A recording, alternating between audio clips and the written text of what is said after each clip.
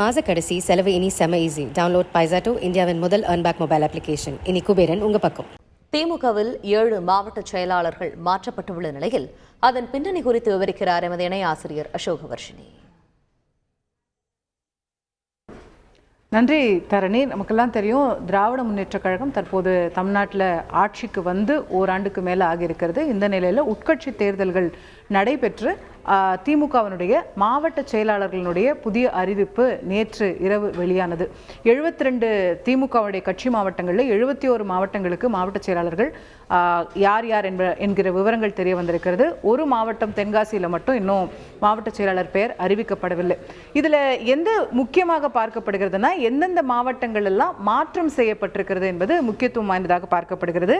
72 மாவட்டங்களில் 7 மாவட்டங்களில் மாவட்ட செயலாளர்கள் மாற்றப்பட்டிருக்கிறார்கள். கிட்டத்தட்ட 10% இடங்களில் பெரும்பாலானவர்கள் அப்படியே இருந்தாலும் இந்த 7 பேர் யார் என்பது முக்கியமான கவனம் பெறக்கூடிய விஷயமாக இருக்கிறது. அதில் கிருஷ்ணகிரி கிழக்கு மாவட்ட செயலாளராக முன்னாள் இருந்த செங்குட்டுவன் அவர்களை மாற்றி தற்போது மதியழகன் என்பவர் தேர்ந்தெடுக்கப்பட்டிருக்கிறார். இந்த மதியழகன் அப்படிங்கிறவர் யாருன்னா, கடந்த சட்டமன்ற தேர்தலுக்கு முன்னாடி அவர் இதுக்கு முன்னாடி ரஜினி மக்கள் மன்றத்தில் இருந்தவர், அங்கே பொறுப்பாளராக இருந்தவர். கடந்த சட்டமன்ற தேர்தலுக்கு முன்னாடி தான் திமுகவில் இணைகிறார். தற்போது கிருஷ்ணகிரியில் ஒரு மாவட்ட செயலாளர் பொறுப்பு அவருக்கு வழங்கப்பட்டிருக்கிறது.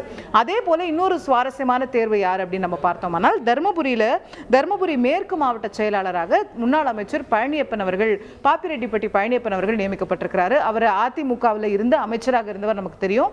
அதுக்கப்புறம் அதிமுகவில் பிளவு ஏற்பட்ட போது அமமுகவில் இருந்தார். அமமுகவில் தேர்தலில் கூட போட்டியிட்டார். பிறகு திமுகவில் இணைந்து, கடந்த தேர்தலுக்கு முன்னாடி திமுகவில் இணைந்து தற்போது மாவட்ட செயலாளர் பொறுப்பை பெற்றிருக்கிறார் திரு பழனியப்பன்.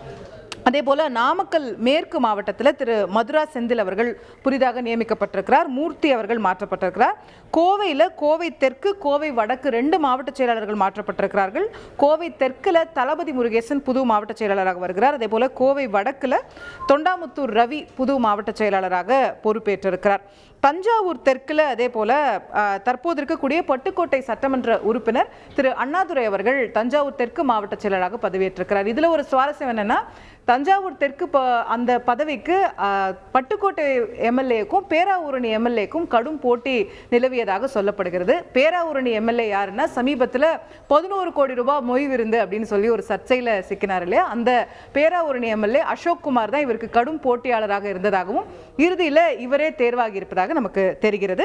அதே போல திருவள்ளூர் மேற்கு மாவட்டத்திலையும் முன்னால இருந்த திரு பூபதி அவர்கள் மாற்றப்பட்டு தற்போது சந்திரன் அவர்கள் திருவள்ளூர் மேற்கு மாவட்ட செயலாளராக நியமிக்கப்பட்டிருக்கிறார்.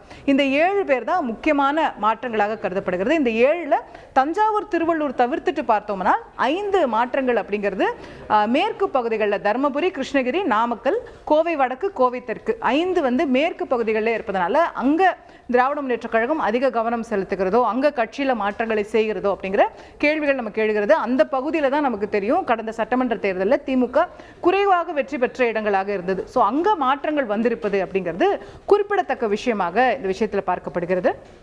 மாத கடைசி செலவு இனி செம ஈஸி. டவுன்லோட் பைசாட்டோ, இந்தியாவின் முதல் earnback மொபைல் அப்ளிகேஷன். இனி குபேரன் உங்க பக்கம்.